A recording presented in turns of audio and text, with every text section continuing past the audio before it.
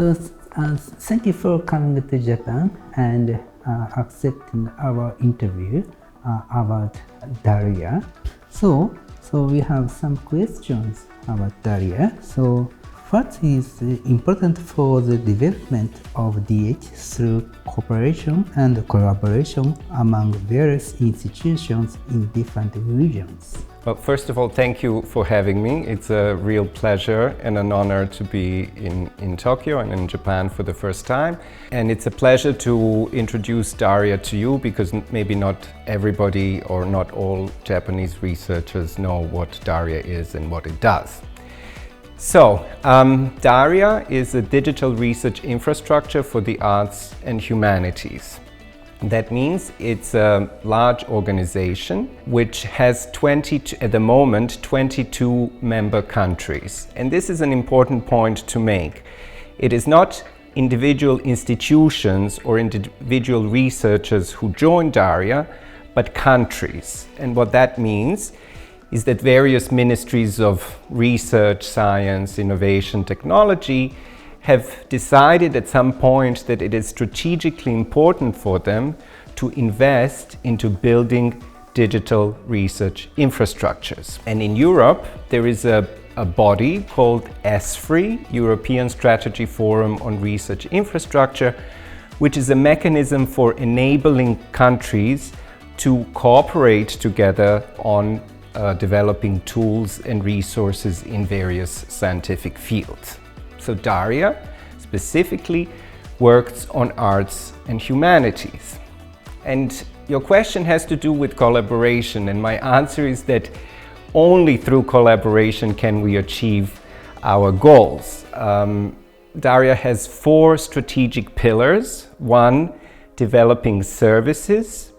2, developing training and education. 3, supporting transnational forms of collaboration, and 4 would be advocacy and policy. Okay. Okay, thank you. So the second question. So we'd like to ask relationship between DARIAH and other policy movements and the community.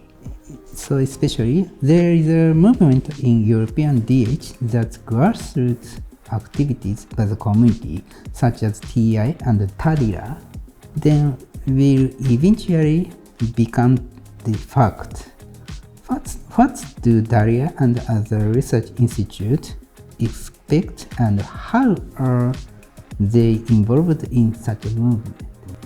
Well, you could say that DARIAH works both from the top down and from the bottom up. What that means is that as an organization, we have certain bodies that are organized to run the infrastructure and to enable cooperation between different countries. But on the other hand, we have a number of working groups, which is where researchers get together to work on particular topics. And this is what we call a bottom-up approach to building infrastructures, because actually we ask our researchers, what is it that you are interested in? What are the topics that excite you? What are the topics that challenge you? And I can give you an example. I personally am involved, as you know, in the working group on lexical resources. So what people do there is they get together and they talk about different standards such as TEI or LMF, different ways of encoding dictionary data, and working together to make sure that we create resources that are interoperable, so that we can, search data across different dictionaries, put them together, link them together, etc. And so what DARIAH tries to do is combine these 2 ways of approaching the challenge of building research infrastructure. On the one hand, you have to deal with countries, with ministries, with policies. And on the other hand, you worked directly with researchers and their needs. And one of the ways that we kind of combine these 2 approaches is actually through training and education. So for instance, DARIAH maintains a platform called DARIAH Campus, where we try to publish training resources on various topics of interest.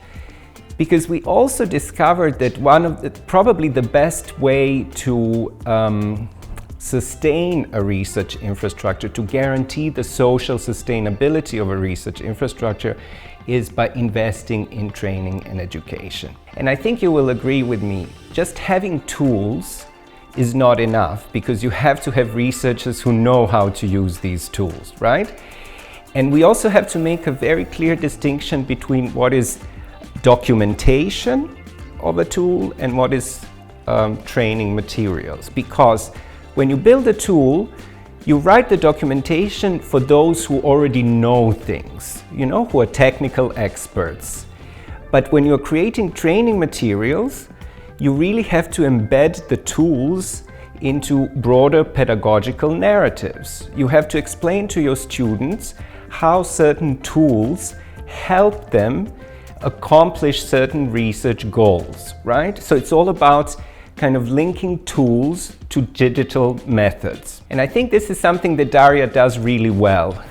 we, if I may say so, because we try to combine these different levels of engagement with the challenges that we face in the research sector, ranging from, as I said, purely technical and policy-based things to the concrete needs of individual researchers. So, DARIAH and other policy initiatives are active in European DH, so such as DARIAH, SSH Open Cloud, or something like that.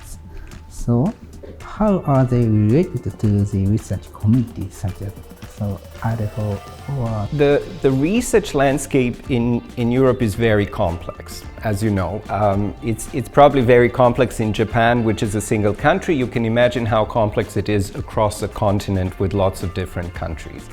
And so it's very important for us to maintain relations and collaborate with different bodies, different representations of research and policy.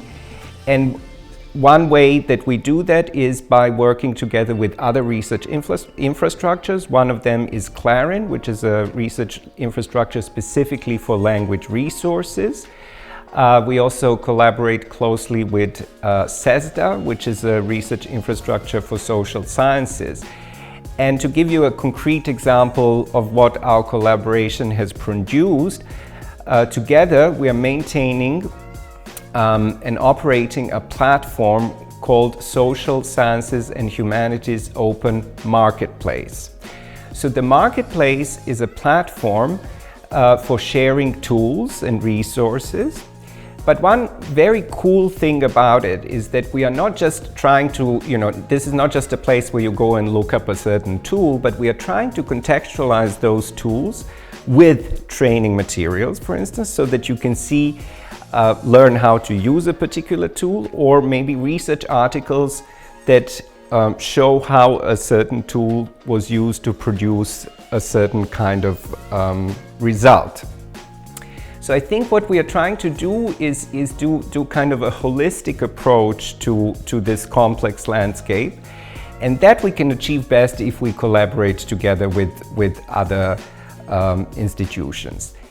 Another way we collaborate with specifically research institutions is that, of course, in every country, DARIAH has a national consortium that is made up of research institutions in a particular country, and they are then working together on disseminating knowledge and exchanging tools and all these things on the national level. And we do that internationally as well, because we collaborate with a number of cooperating partners in non-member countries as well.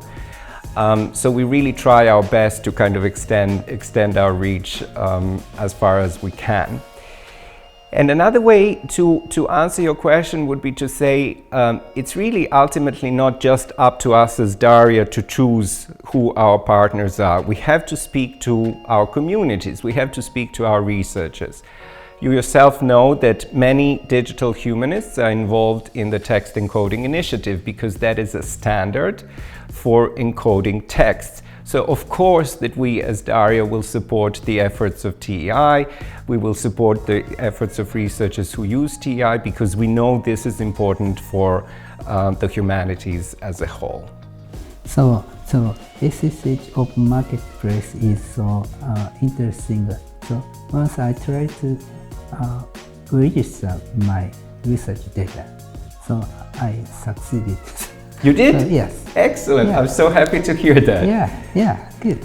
In a way, I think that we could use this as an opportunity really to invite other Japanese researchers to check out the marketplace, but also other DARIAH resources such as DARIAH Campus, because we are an open infrastructure. This is important to keep in mind. DARIAH may be a European infrastructure because it was built in Europe, because it's Europeans are funding it and things like that.